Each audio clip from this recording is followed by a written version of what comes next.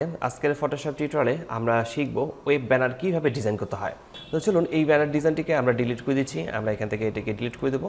নতুন একটি ফাইলে আমরা নতুন একটি ডকুমেন্ট নিয়ে নেব। এই জন্য ফাইলে ক্লিক করছি, নিউয়ে ক্লিক করব। ফাইলে ক্লিক করার পর নিউয়ে ক্লিক করার পর আমরা এখান থেকে হোয়াইট রাখবো 700, হাইট রাখবো 300, রেজুলেশন রাখবো 72, কালার মোড রাখছি RGB যেহেতু এটি ওয়েব এলিমেন্ট আর এটা মূলত থাকবে পিক্সেলে। এরপর ওকে লেখাতে ক্লিক করার পর একটি ব্ল্যাঙ্ক ডকুমেন্ট আসবে। তো প্রথমের দিকে আমরা একটি রেক্ট্যাঙ্গেল সিলেক্ট করব। রেক্ট্যাঙ্গেল টুল নিচ্ছি। রেক্ট্যাঙ্গেল টুল নেওয়ার পর আমরা এই পর্যন্ত একটি রেক্ট্যাঙ্গেল বক্স তৈরি করব।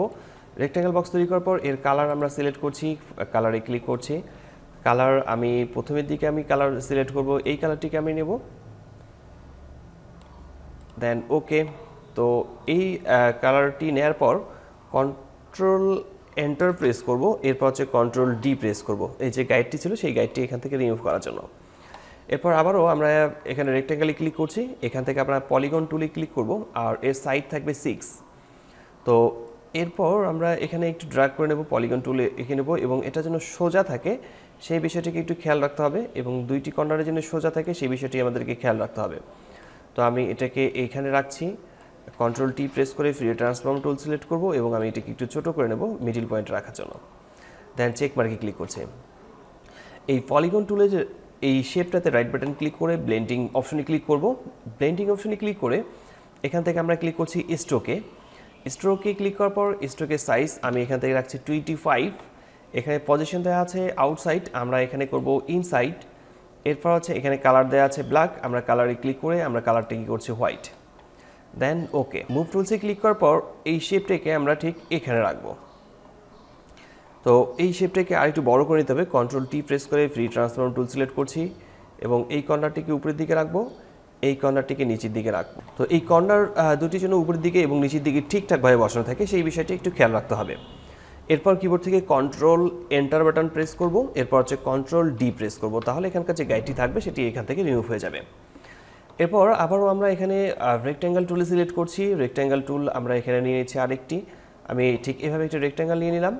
এবার এই রেক্ট্যাঙ্গেলের কালার সিলেক্ট করব, আমি এর কালারটিকে রাখছি এবার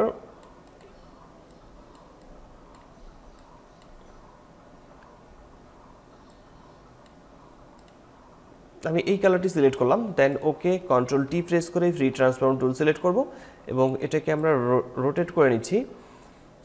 চেক মার্কে ক্লিক করব এবং এই যে শেপটি আছে এই লেয়ারটি মূলত চলে আসবে পলিগন টুলের নিচের দিকে। পলিগন টুলের নিচের দিকে আমরা এই শেপটাকে রাখবো। এরপর হচ্ছে আমরা এটাকে অ্যাডজাস্ট করে বসাবো। তো এই অ্যাডজাস্ট করে বসানোর জন্য আমরা একে মূলত সিলেক্ট করতে চাই, আর সিলেক্ট করার জন্য আমরা এখন ডিরেক্ট সিলেকশন টুল ব্যবহার করব। এখান থেকে ডিরেক্ট সিলেকশন টুল সিলেক্ট করছি, এই পয়েন্টগুলোতে ক্লিক করে আমরা অ্যাডজাস্ট করে নেব, একটু জুম করে নেব, এই পয়েন্টগুলোকে এখান থেকে অ্যাডজাস্ট করে নেব। তো এখানে আমি পয়েন্টটাকে এখানে অ্যাডজাস্ট করে নিচ্ছি। এরপর উপরের দিকে এই পয়েন্টটিকে আমি অ্যাডজাস্ট করে নেব ঠিক এভাবে, নিচের দিকে এই পয়েন্টটিকে আবারও অ্যাডজাস্ট করে নেব ঠিক এভাবে। পয়েন্টটাকে অ্যাডজাস্ট করে নিতে হবে, একটু জুম করে একটু মানে ধীরে ধীরে মূলত এটিকে আমরা অ্যাডজাস্ট করে নেওয়ার চেষ্টা করব। এরপর নিচের দিকে এই পয়েন্টটিকে আমরা রাখছি এখানে।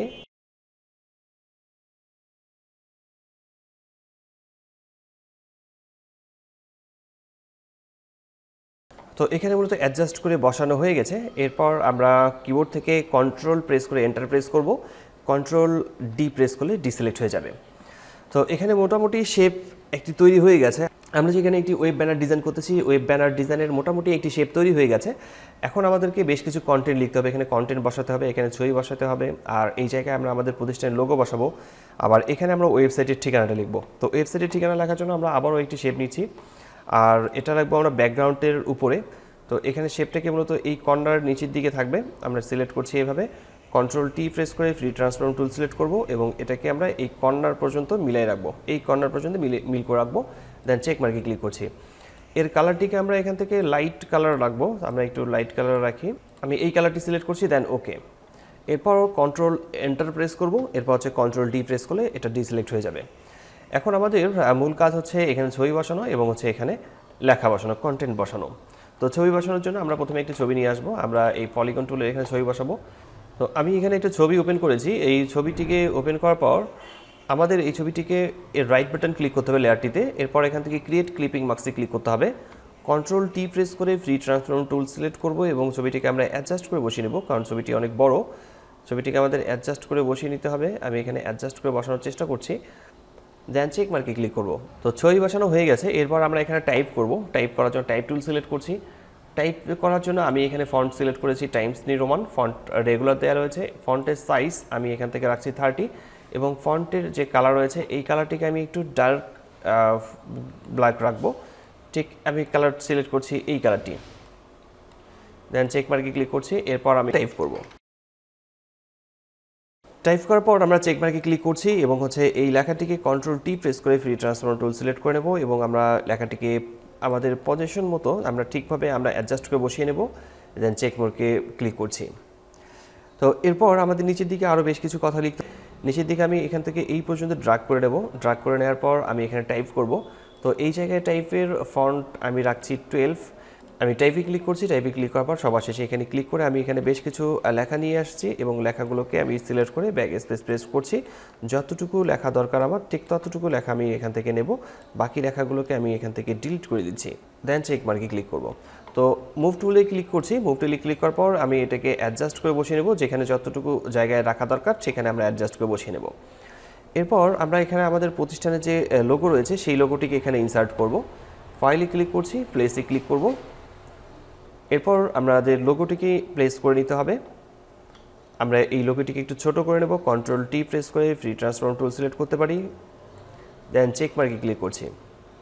এই লোগোর কালারটিকে মূলত হোয়াইট করতে হবে। হোয়াইট করার জন্য আমরা এই লেয়ারটিতে রাইট বাটন ক্লিক করব। এখান থেকে ক্লিক করছি আমরা ব্লেন্ডিং অপশনে। ব্লেন্ডিং থেকে আমরা এখান থেকে ক্লিক করব ড্রপ শ্যাডো। আর আমি এখান থেকে ক্লিক করছি কালার ওভারলে। কালার ওভারলেতে ক্লিক করার পর কালার মোড এখানে রেড দেওয়া রয়েছে, আমি কালার এখান থেকে করছি হোয়াইট। চেক মার্কে ক্লিক করে ওকে করে দিচ্ছি। ওকে। এরপর আমাদের এখানে যে ওয়েবসাইট রয়েছে কোম্পানির, সেই কোম্পানির ওয়েবসাইটের ঠিকানাটা এখানে লিখতে হবে। টাইপ টুল আবারও সিলেক্ট করছি। সিলেক্ট করার পর ফন্ট সাইজ আমি এখান থেকে একটু বাড়ানোর আমি এখানে টাইপ করব www.tareqacademy.com। চেক মার্কে ক্লিক করছি। চেক মার্কে ক্লিক করার পর আমরা মুভ টুলসে ক্লিক করব। মুভ টুলসে ক্লিক করে এটাকে আমরা মিডল পয়েন্টে রাখবো। কন্ট্রোল টি প্রেস করে ফ্রি ট্রান্সফর্ম টুল সিলেক্ট করছি। ফন্ট একটু ছোট করে নিতে পারি। দেন ওকে। এটাকে মিডল পয়েন্টে রাখতে হবে। মিডল পয়েন্টে রাখার পর আমাদের কাজ শেষ।